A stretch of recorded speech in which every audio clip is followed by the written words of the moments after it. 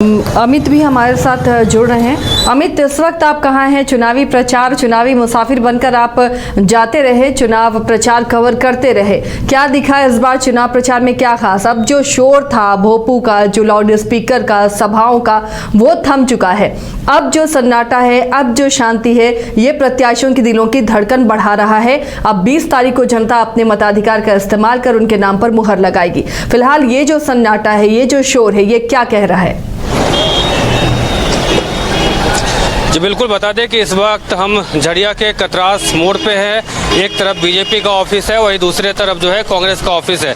अब ऐसे में यहाँ जो आज प्रचार का जो शोर था वो शाम 5 बजे तक था, और इसके बाद अब वो प्रचार का जो शोर है वो थम गया है। इसको लेकर के कहीं ना कहीं शांति नजर आ रही है।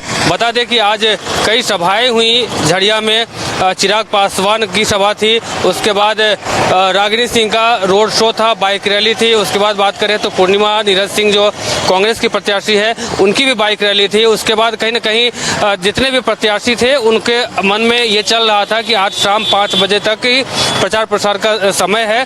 ऐसे में वो चाह रहे थे कि जितना ज़्यादा हो सके हम लोगों के बीच में जाए, लोगों से बात करें और अपनी जो उनकी जो चुनावी सभा है इसका समापन जो है इस हिसाब से करें कि हर जगह पे जहाँ जहाँ छूटा हुआ है, जहाँ जहाँ वो नहीं जहाँ पहुँच पाए, वहाँ पहुँच कर लोगों से बात करें। वहीं अगर रागिनी सिंह की बात करें तो वो भी आज बाइक रैली निकाली थी। इससे पहले चिराग पासवान की सभा थी यहाँ पे।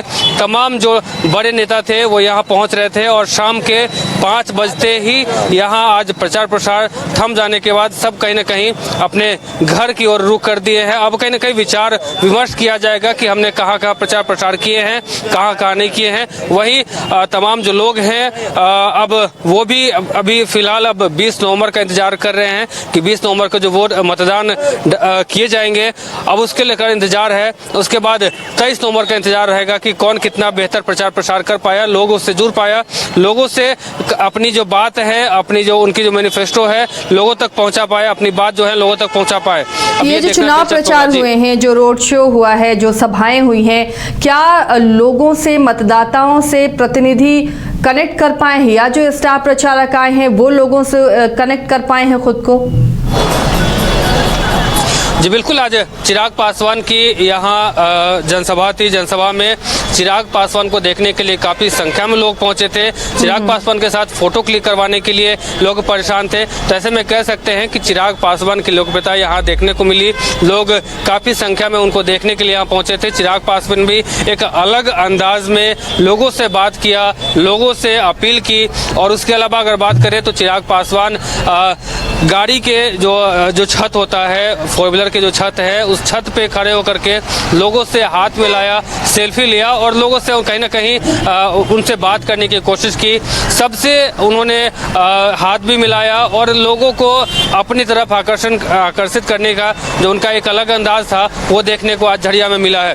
कह सकते हैं कि आज चिराग पासवान की जो यहाँ पे जनसभा थी, इसमें तमाम जो यहाँ पे दर्शक थे, यहाँ पहुँचे थे, लोग भी काफ़ी एक्साइटेड थे चिराग पासवान को सुनने के लिए। जैसे ही चिराग पासवान यहाँ पहुंचे थे, लोगों का जो हुजूम था वो लग रहा था कि वो मंच की पे ही चढ़ जाएंगे।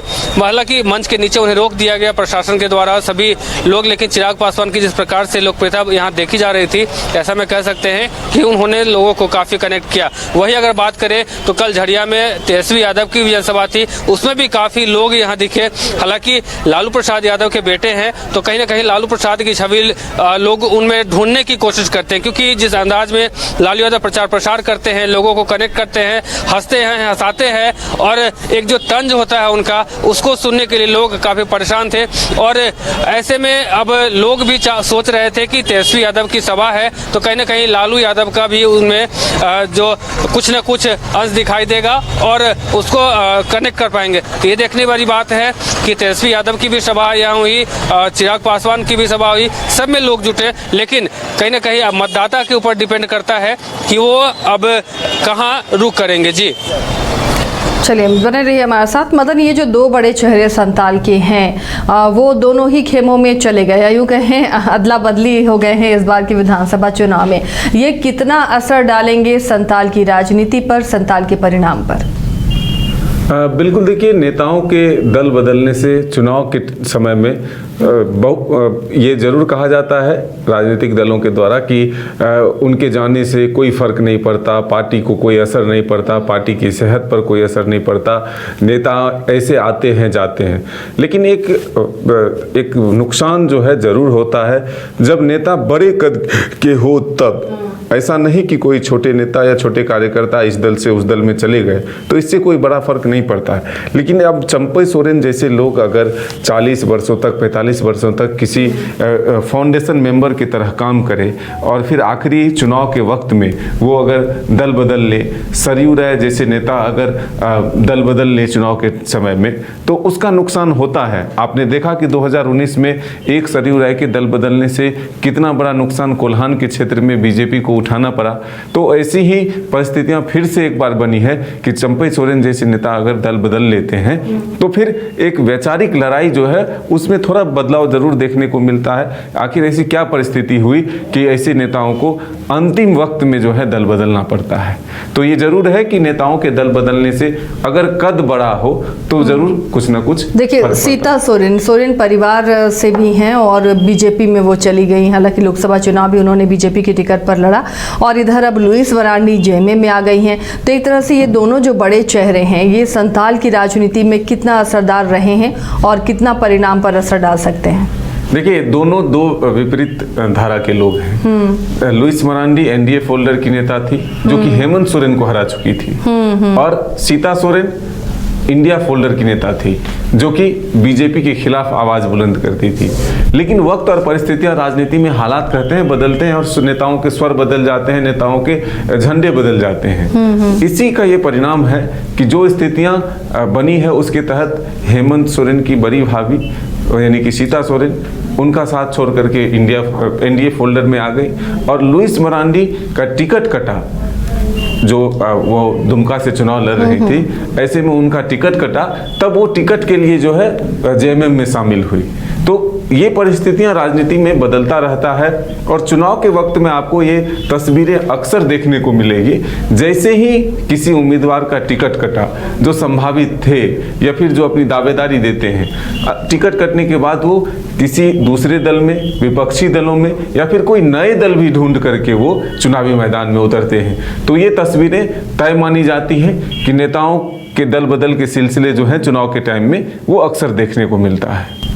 चलिए, तो ये तो है कि असर तो डालते हैं। अगर बड़े नेता हो, बड़े कद का चेहरा हो और वो कहीं इधर उधर शिफ्ट होता है तो असर वोटरों पर होता है कि क्यों नाराज़गी है या फिर किस वजह से दूसरी पार्टी में वो शामिल हुए। दोनों ही माइनस प्लस दोनों पॉइंट ही इसमें शामिल होते हैं। रंजन जी, आंकड़े लगातार जो हम देख रहे हैं, अब दल बदल के बाद कितने विधायक अब इस तरफ से उस तरफ, उस तरफ से इस तरफ हुए हैं, तो ऐसे में वो सीटें अगर उनकी तय मानी जाए तो फिर फिलहाल स्थिति क्या नजर आती है? किस तरह का मुकाबला इस बार दिख रहा है? देखिए, अभी ये बताना कि क्या नतीजा आएगा वो अभी मुझे लगता है मुनासिब नहीं है।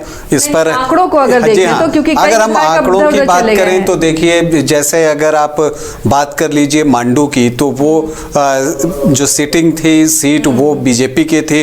हालांकि बाद में जेपी पटेल जो है वो कांग्रेस के टिकट पर लोकसभा का चुनाव लड़े, तो फिर जो है ये सीट एक तरह से वैकेंट हो गई। लेकिन जैसे वो बीजेपी की सीट थी, अब इस बार क्या होता है ये देखना होगा। इसी तरह से एक जमुआ की सीट है, वहां पर प्रत्याशी वही दोनों आमने सामने हैं, बस पार्टियां बदल गई हैं। तो इस तरह के कुछ सीटें होती हैं, बहुत जगह जिन्हें टिकट नहीं मिला उन्होंने जो है पार्टी छोड़ दी है। आप लिट्टीपाड़ा की बात कीजिए तो पिछली बार जो दो प्रत्याशी आमने सामने थे जेएमएम और बीजेपी के टिकट पर, अब वो दोनों इस बार जो है चुनाव नहीं लड़ रहे हैं और दोनों ने अपनी पार्टी भी बदल ली है। तो ये एक चीज़ आप देखती हैं कि अब के समय में एक और चीज़ हो गई है कि सभी चाहते हैं कि उन्हें चुनाव लड़ने का अवसर मिले। इसे मैं गलत भी नहीं मानता, सबकी अपनी महत्वाकांक्षाएं होती हैं, लेकिन पार्टी के साथ भी समस्या होती है कि उसके सामने कि वो किसे टिकट दे किसे न दे, उसके अपने जो समीकरण होते हैं, जोड़ घटाव होते हैं, उसके अनुसार जो है वो टिकट का बंटवारा करती है। तो जब इस तरह की परिस्थितियां आती हैं, जब एक प्रत्याशी प्रत्याशी दूसरे की तरफ चला जाता है या दूसरे का प्रत्याशी तीसरे तरफ चला जाता है तो एक प्रभाव तो पड़ता है। अब उसे लेने वालों की भी जो है कि उस चीज़ को वो कैसे लेती है, लोगों का जो ख्याल होता है वो अलग अलग होता है। कुछ इसे बिल्कुल सामान्य सी घटना मानते हैं क्योंकि वो उस व्यक्ति से बंधे होते हैं, तो वो जो व्यक्ति से बंधा होता है उसको लगता है कि चलिए मेरा जो व्यक्ति जिनको कि मैं पसंद करता था वो जिधर चले गए उनकी हर बात उन्हें अच्छी लगती है। वैसे ही कुछ लोग होते हैं जो पार्टी से बंधे होते हैं, तो वो कोई प्रत्याशी इधर से उधर भी चला जाए तो उसको कोई फर्क नहीं पड़ता क्योंकि वो प्रत्याशी के बजाय पार्टी को वोट करता है।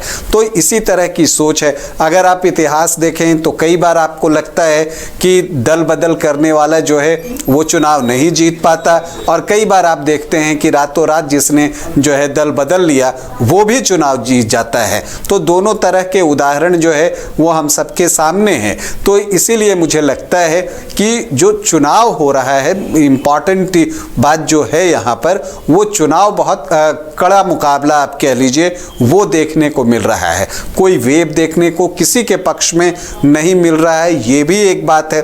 किसी का कुछ एडवांटेज है तो किसी का वही उसका कुछ डिसएडवांटेज भी है। इसी तरह से आप देखिएगा कि ये चीज़ दोनों जो खेमा हैं उन दोनों के ऊपर लागू होती हैं।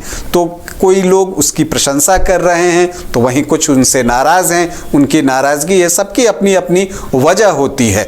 तो इसलिए मुझे लगता है कि ये जो चुनाव है बिल्कुल कांटे का मुकाबला जो है वो होने जा रहा है। और यही बात है कि इस बार खुलकर कोई कुछ कह नहीं पा रहा है। जैसा कि 2019 के विधानसभा चुनाव के समय लोगों को एक अंदाज़ा अनुमान होने लगा था, तो इस बार उस तरह की चीज़ें देखने को नहीं मिल रही हैं। नेक टू नेक फाइट चल रहा है। अब जब नेक टू नेक फाइट होती है और जब आपको लगता है कि अब मार्जिन बहुत ज़्यादा नहीं रहने वाला है, तब ये बताना कि कौन सा दल आगे निकल जाएगा ये कहना बड़ा मुश्किल हो जाता है। क्योंकि ऐसी परिस्थिति में कई बार होता है कि मार्जिन अगर 2-3 हज़ार का हो तो वो किसी भी पाले में जा सकता है। अब जिसके पाले में चला गया जो क्लोज सीट है तो उसकी एक गिनती बढ़ जाती है, और जो बेचारा कुछ 100 वोटों से भी पीछे रह जाता है तो वो जो है 5 साल के लिए बाहर हो जाता है। तो ये हमारा लोकतंत्र है, उसकी एक अलग खूबसूरती है जहाँ पर सभी लोग वोट करते हैं। लेकिन इम्पॉर्टेंट ये होता है कि कई बार जो है चुनाव परिणाम वोट प्रतिशत पर भी बहुत कुछ निर्भर करता है।